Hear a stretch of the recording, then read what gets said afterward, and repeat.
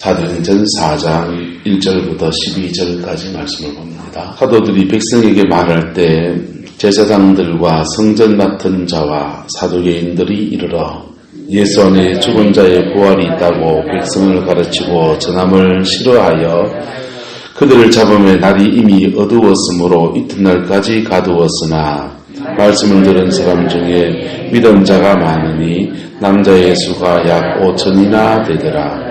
이튿날 관리들과 장로들과 서기관들이 예루살렘에 모였는데 대제사장 안나스와 가야바와 요한과 알렉산더와 및 대제사장의 문종이 다 참여하여 사도들 가운데 세고 묻되 너희가 무슨 권세와 누구의 이름으로 이 일을 행하였느냐.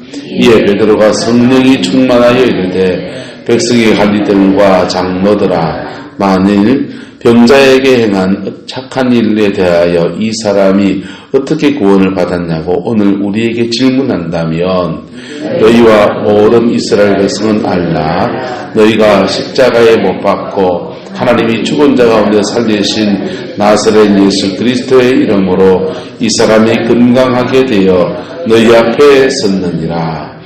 이 예수는 너희 건축자의 자들의 버린 돌로서 집 모퉁이의 머릿돌이 되었느니라. 다른 이로서는 구원을 받을 수 없나니 천하 사람 중에 구원받을 만한 다른 이름을 우리에게 주신 일이 없음이라 하였더라. 아멘.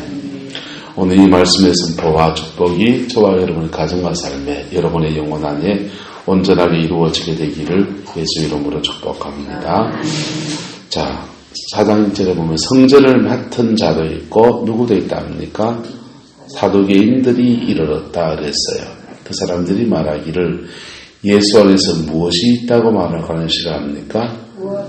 예수 안에서 죽은 자의 뭐가 있다고? 부활이 있다고 가르치고 전함을 싫어한다 그랬습니다. 여러분, 예수 안에서 죽은 자의 부활이 있습니다. 할렐루야. 저와 여러분도 부활합니다. 할렐루야.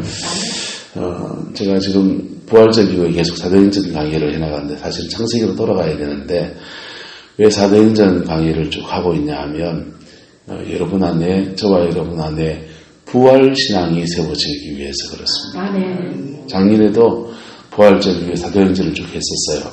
왜냐하면 교회가 사순절부터 시작해서 순환과 부활절 때까지는 십자가의 죽음에 초점을 두고 쭉 말씀을 전해요. 그래서 십자가 신앙은 우리 안에 이렇게 세워져요. 그런데 부활은 부활절하고 점땡치고 끝내버려요. 부활은 생생히 오늘도 우리에게 진행되고 있는 겁니다. 할렐루야. 우리가 주일날 모입니까? 금요일날 모입니까? 토요일날 모입니까? 주일날 모이잖아요. 왜 주일날 모입니까? 주님이 부활하시는 거기 때문에. 그 초대교회는 매 주일마다 부활절인 거예요. 무슨 날이냐고요? 네, 주일마다 사실은 부활절을 지키는 거예요. 그래서 예수님의 죽으심과 순환과 죽음을 기억하면서 떡을 떼고 포도주와 떡을 떼면서 주님이 우리 안에 생생히 살아있음을 고백하는 날이 부활절인 거예요. 근데 이게 지금 우리가 52주 예배를 쭉 드리는 중에 오늘날 교회는 지금 부활절을 한 주만 지킨단 말이에요. 부활절 한 주만 지킨다고 구원 못 받는 건 아니고 그러잖아요. 부활절을 한 주만 지키면서 우리가 뭘 놓치냐 하면 부활신앙이요. 주님이 부활하셔서 하나님 보좌 우편에 계신 그분만이 아니고 성천하서 거기만 계신 게 아니고 우리 안에 생생히 살아계신 분. 할렐루야. 네, 그리고 다시 오셔서 우리에게 부활의 영광을 안겨주시는 분. 여러분, 부활신앙을 가지면 우리에게 몇 가지 축복이 있어요. 첫 번째는 삶이 바뀝니다. 네, 삶이 바뀌어요. 부활신앙을 가지면 삶이 바뀌어요. 왜냐하면 주님이 부활하시고 성령이 내 안에 들어와 있다. 이렇게 믿는 거하고 주님이 십자가에 죽으시고 부활하신 주님이 내 안에 와 있다. 라고 하는 거하고 우리가 반응하는 건 달라요. 하나님이 내 안에 지금 들어와 있는데 생생한 인격체이신 성령도 인격이세요, 분명히요.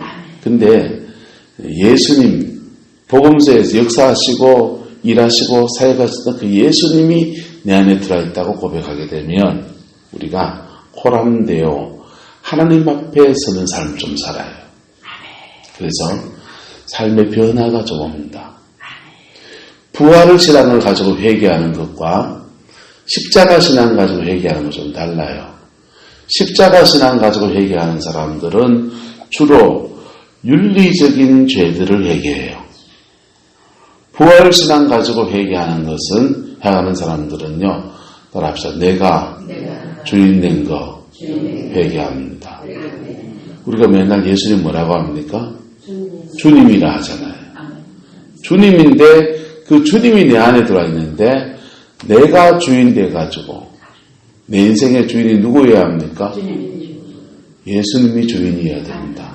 근데 내가 주인 돼가지고 내가 옳은 대로 이거 하고 내가 옳은 대로 저거 하고 나의 속은 대로 행하는 거 하면은 그 죄라니까요. 근데 이 죄는 성전 뜰에 있는 사람은 윤리적인 죄 회개해야 돼요. 뭐 회개해야 된다고요? 윤리적인 죄를 회개해야 돼요. 근데 신앙이 하나님 앞에 하나님이 주인된 것을 회개하기 시작하면 그 사람은 무슨 신앙으로 급속히 세워지냐? 정직의 신앙으로 급속히 세워져요.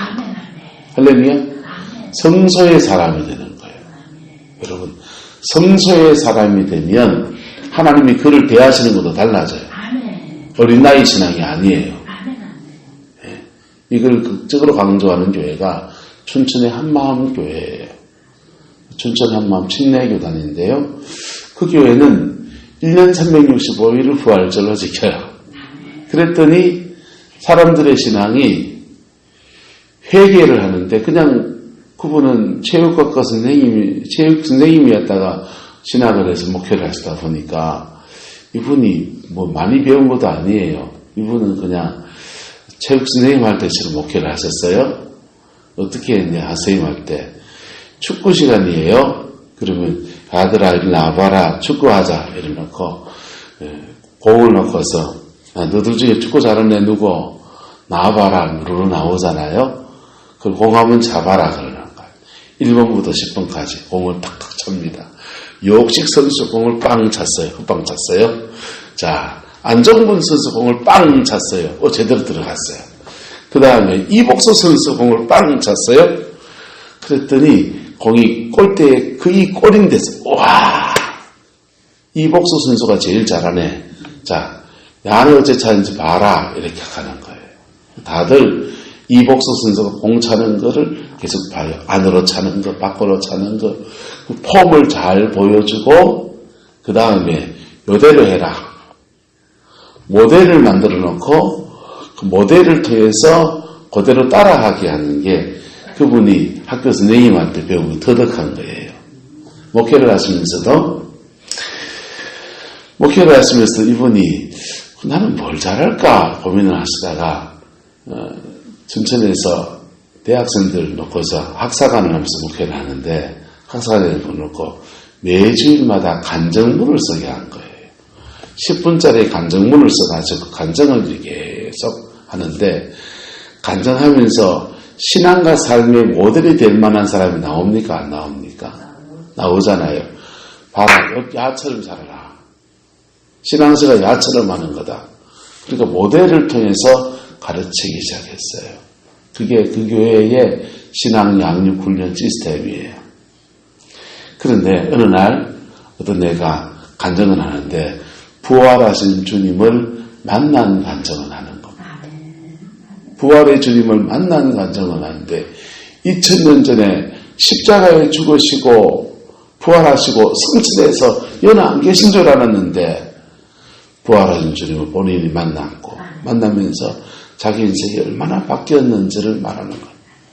그때 이 김성로 목사님이 충격을 꽝 받았어요. 뭐 이런 게 있노? 이러면서 그때부터 롤모델을 바꿨어요. 그래서 부활신앙을 갖자. 그게 모토예요. 자, 어쨌든 저와 여러분 안에 부활신앙이 생생히 세워지게 되기를 예수 이름으로 축복합니다.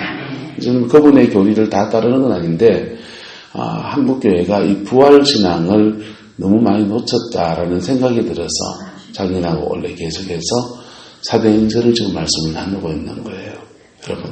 여러분 안에 사도행전 말씀 매년 나누고 좀 지겨우시지만요. 부활신앙이 세워지냐 안 세워지냐는 여러분의 인생은 완전히 바꿔놓는 거예요. 할렐루야. 부활신앙 가진 사람은요. 난관을 뚫고 극복해 나갑니다. 십자가 신앙 앞에서는 내가 못한 거, 내가 안 된 거, 내가 짜부러진 거 이런 거 회개해야 돼요. 분명히 해야 돼요. 그런데 그렇게 회개하고 성령을 받은 사람은요. 주님과 함께 문제를 부딪혀 뚫고 나가야 돼요. 예? 문제를 부딪혀 뚫고 나가야 되고요. 위험을 만나면 그 속에서 믿음을 지켜야 돼요. 예? 그 속에서 신앙으로 승리하는 자들이 부활 이후에 그리스도를 경험하고 그리스도와 함께 살아가는 제자들의 삶인 거예요. 저와 여러분의 삶이 되기를 예수 이름으로 축복합니다. 때로는 교회에서 장로님이나 권사님이나 대표교회 연설을 듣기가 싫어요. 맨날 하나님 한 주간도 못 살았는 것만 쭉 얘기하세요.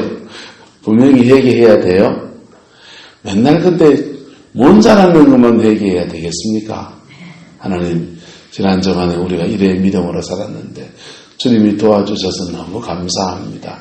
이런 고백이 좀 나와야 되는데 맨날 이거 못 살았는 거 회개하고 저거 못 살고 그 다음 주도 똑같아 레파토리가 또 저거 못 산 거 회개하고 또 저거 못 산 거 회개하고 근데 진짜 정말 회개했냔 말이에요. 정말 마음을 다해서 정말 회개하면 성령이 오신다. 할렐루야. 그리고 성령이 오셔서 그래 못 산 것을 살 수 있도록 계속 도우기 시작하고 역사하기 시작한다. 그래서 한 주, 두 주 지나면 그래 사라지게 돼 있는 거예요. 할렐루야. 부활신앙을 가지면요. 부활의 주님이 내 안에 계신데 내가 세상에 또 무너졌습니다. 다음 주는 주님 은혜 붙들고 내가 승리하겠습니다. 이래 고백하는 거예요. 자 오늘 사도 베드로가 핍박을 받습니다. 예수님 십자가에 죽으시고 부활하시고 성천하시고 오신 일에 성령이 임할 때까지 아직까지는 핍박이 없었어요. 그런데 최초의 핍박을 받게 됩니다. 어디에서? 성전에서. 누구들에게? 대제사장 가문에게. 전에 같으면 대제사장 집에 도망가 쫓아갔다가 베드로가 뭐 했습니까? 3번 부인하고 2번 부인하고 한 번은 저주하고 폭격해야 되잖아요. 36개를 쳐야 되는데 그들이 잡혔습니다. 말씀을 들은 사람이 믿은 사람이 5,000명이나 되었습니다. 그 다음 날요 관리들하고 장로들과 서기관들이 예루살렘에 모였어요. 그리고 6절에 보면요 대제사장 안나스, 가야바, 요한, 알렉산더 이랬습니다. 대제사장이 한 해에 한 명이에요. 그런데 역대 대제사장들이 총동원 낸 겁니다. 정경 대제사장들까지 동원이 됐어요. 그 중에 이름이 좀 특이한 사람 있죠. 안나스, 가야바, 요한 이런 사람은 이제 유대식 이름이잖아요. 근데 알렉산더는요. 이건 헬라 이름이거든요. 그리스 이름이에요. 알렉산더 대왕의 이름을 따서 자기 이름을 개명을 했든지 부모가 헬라식 이름을 지어준 대제사장이 한 명이 있는 겁니다. 어쨌든 뭐 이런 사람 저런 사람이 다 끌어모았습니다. 그러다가 대제사장에 뭐가 다 모였답니까? 문중이 다 모였대요. 지방이 다 모였답니다. 예.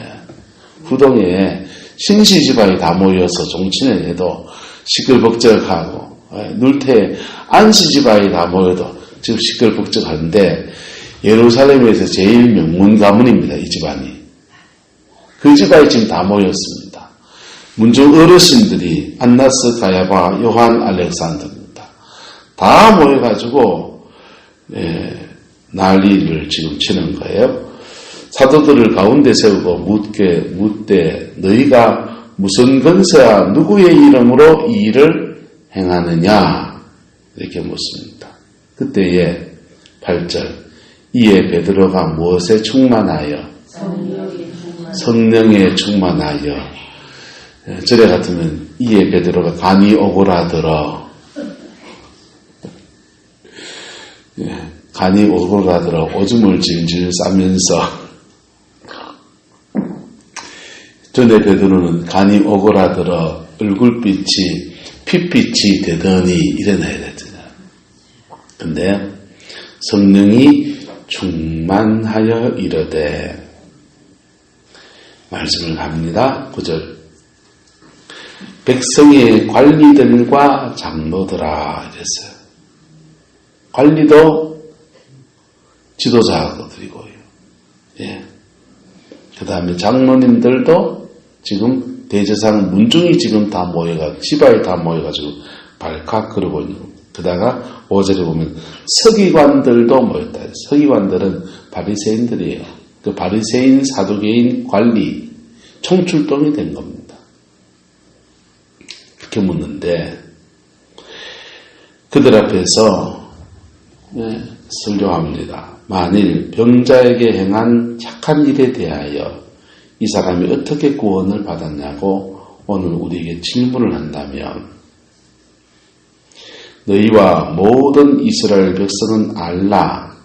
너희가 십자가에 못 박고 하나님이 죽은 자 가운데 살리신 나사렛 예수 그리스도의 이름으로 이 사람이 건강하게 되어 너희 앞에 뭐 있느니라? 섰느니라. 누가 죽였다 합니까? 예수님을? 너희가 죽였다 했어요. 죄송합니다. 너희가 죽였다 하고 있는 겁니다. 손가락질을 하면서 너희가 죽였다 이러고 있는 겁니다.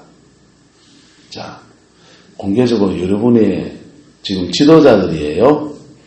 그냥 백성이 아니고 지도자들이에요. 여러분이 저한테 원주희 목사님 이런 죄를 지었잖아요. 하면서 딱 지적하면 공개적인 장소에서 내가 인정할까요? 인정 안 할까요? 이거 반다! 증거가 뭐고! 그럴 거 아니에요. 네. 이번에 누구 마약 했던 친구 이름은 뭡니까? 박유찬입니다. 저는 모르는 사람이에요. 근데 이 친구 마약을 했는데 머리털을 닦고 틀을 다 밀고 그리고 와가지고 마약 검사를 딱 하고 왔어요. 근데 솜털인지 뭔지 그래서 마약 성분이 나와서 들켰어요.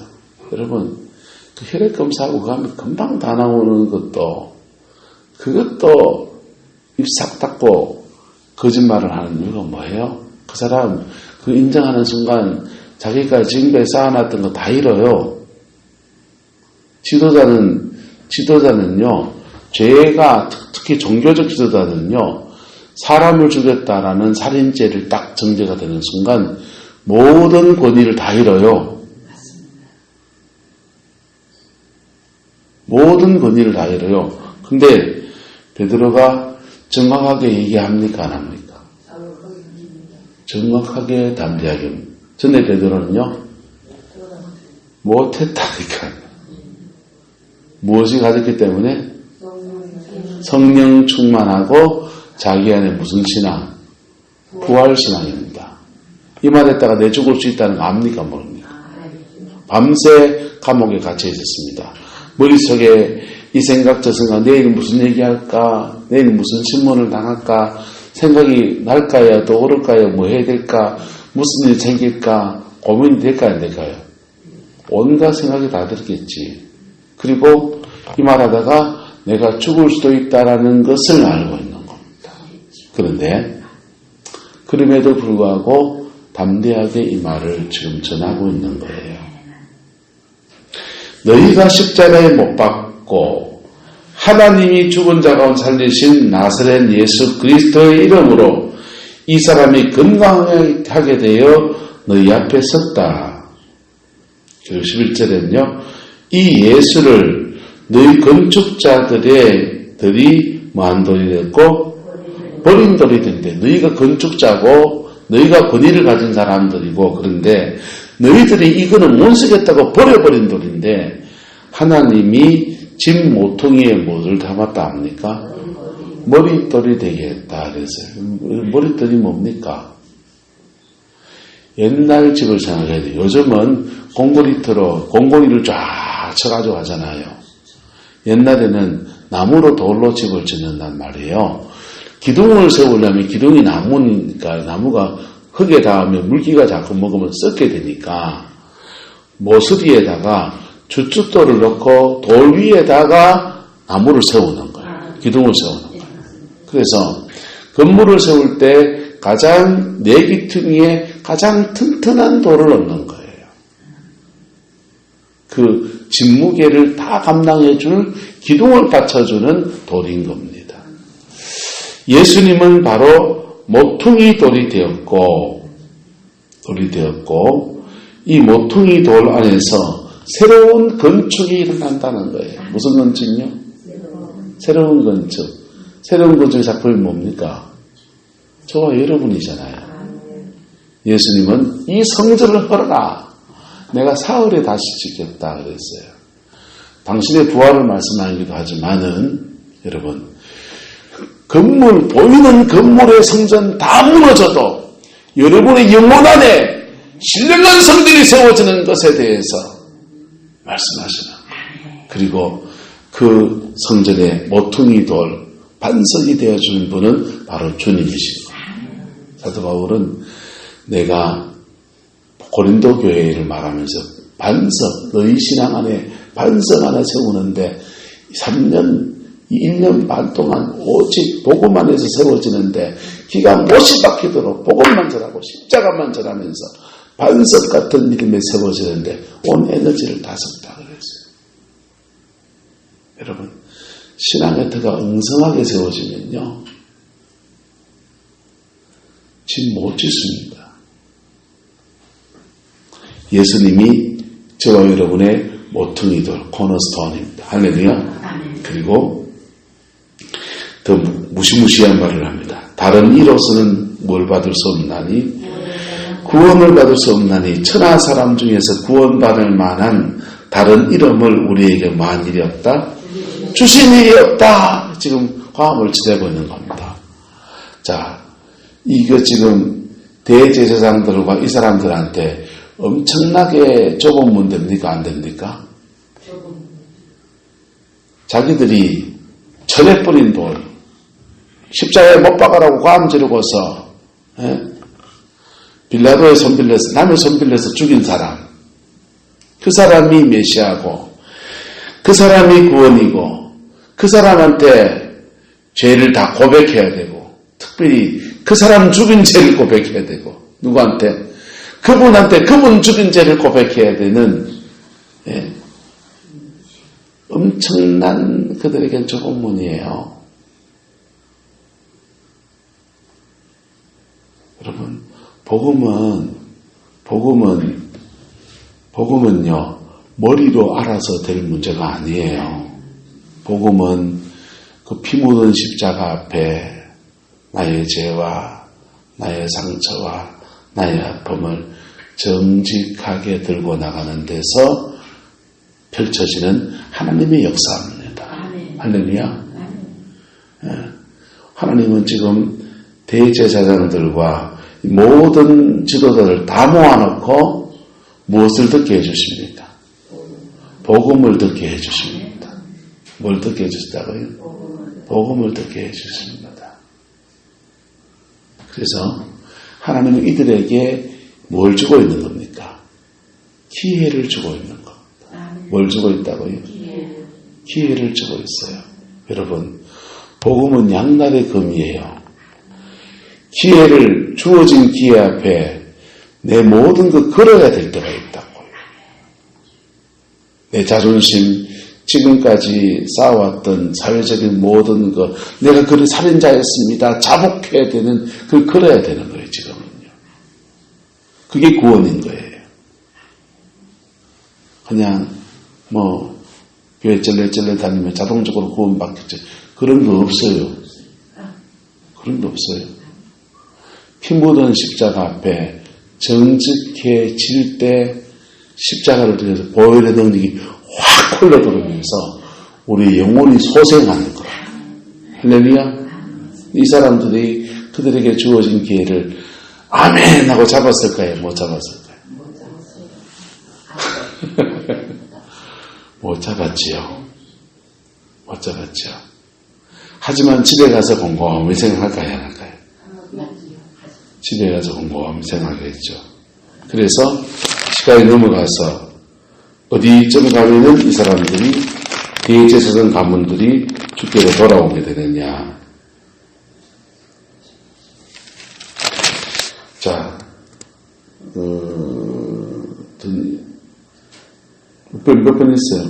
넘어가서 끝까지 얘기할게요. 허다한 제사장의 무리도 이 도에 복종하더라 라는 말씀이 나옵니다. 그때 가면 일어나는 거예요. 여러분, 복음이 한번 들려진다고 해서 그 완악한 마음이 금방 깨지지 않아요.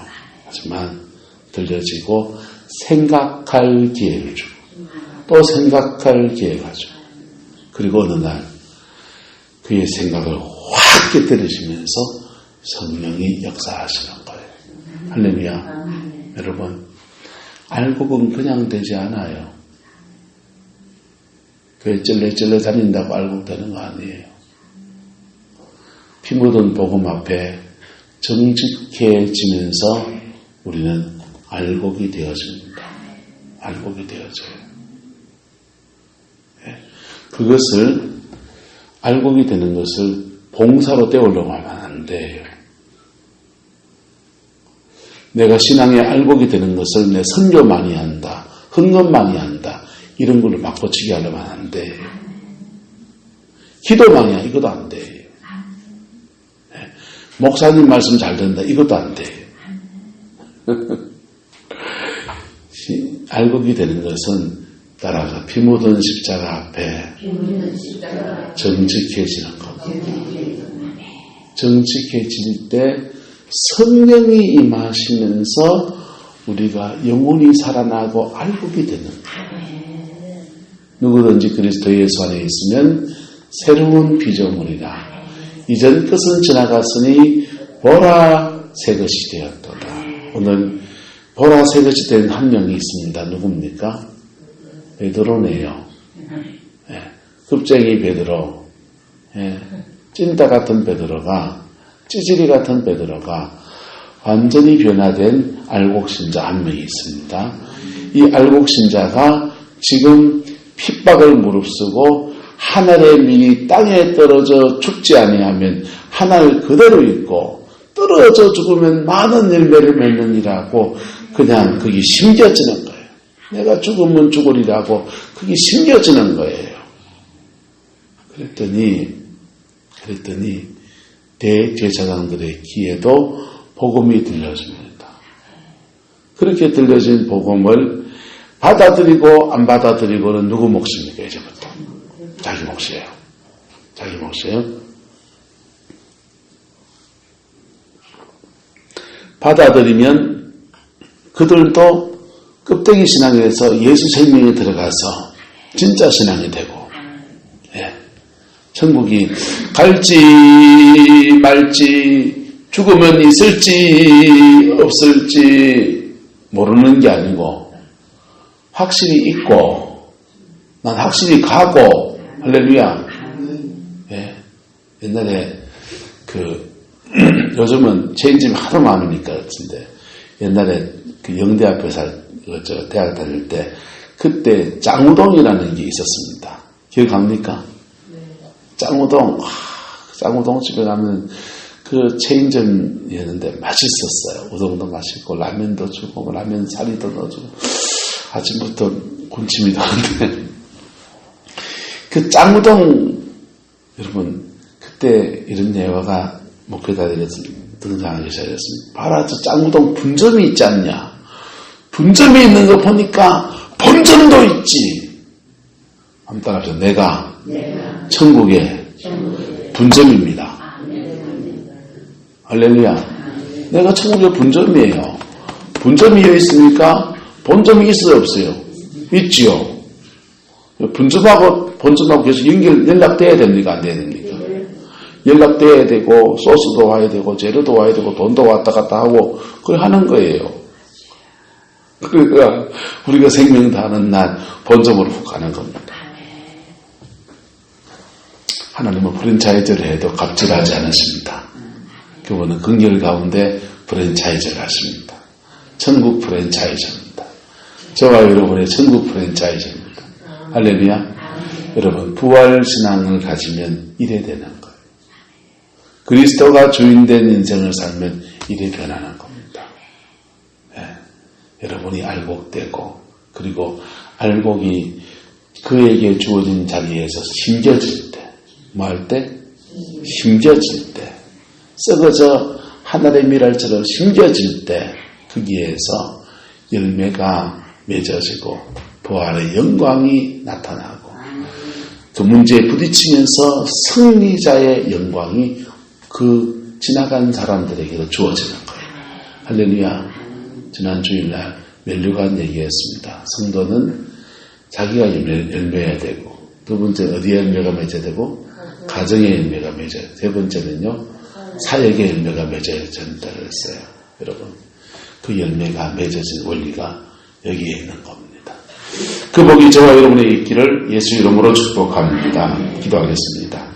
사랑과 은혜가 많으신 아버지 하나님, 오늘 베드로와의 말씀을 전하는 것을 봅니다. 약한 사람이고 두려움이 많은 사람이고 허풍이 많은 사람이었는데 오늘은 부활신앙으로 승리하는 모습을 우리가 봅니다. 주님, 이 신앙 저희에게도 주시옵소서. 우리의 삶의 자리 안에서 복음의 능력으로 승리하는 은혜가 있게 축복하여 주시고 하나님의 그 신실함을 저에게 더하여 주시옵소서. 여호와께서 함께해 주시기 원합니다. 주님이 축복하여 주옵소서. 우리 성도들이 살아가는 모든 삶의 자리마다 부활의 주님이 함께 하셔서 삶의 모든 자리에서 승리하는 역사가 있게 축복하여 주시고 아버지 넘어지고 쓰러진 것 있으면 보혈의 피 안에서 정결하게 되고 새롭게 되어지는 그 은총 허락하여 주옵소서. 아버지 항암치를 받는 김원조 권사님을 축복합니다. 승리하고 돌아올 수 있게 하옵시고 아버지 질고 중에 있는 김순덕 권사님에게 새 힘을 주셔서 아버지 낙심하지 않게 하시고 주를 바라보는 믿음 가운데서 알곡신앙으로 든든하게 세워지게 하시고 아버지는 인생의 마지막 여정 가는 깊은 여정들 속에서도 예수의 승리하는 천국을 바라보는 믿음의 사람들에게 하나님 역사해 주시옵소서.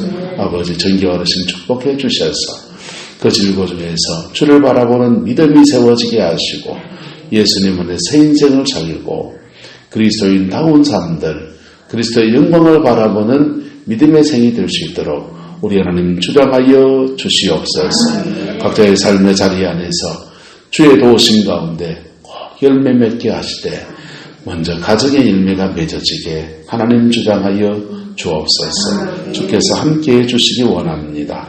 예수님의 이름으로 축복하며 기도드리옵나이다. 아멘.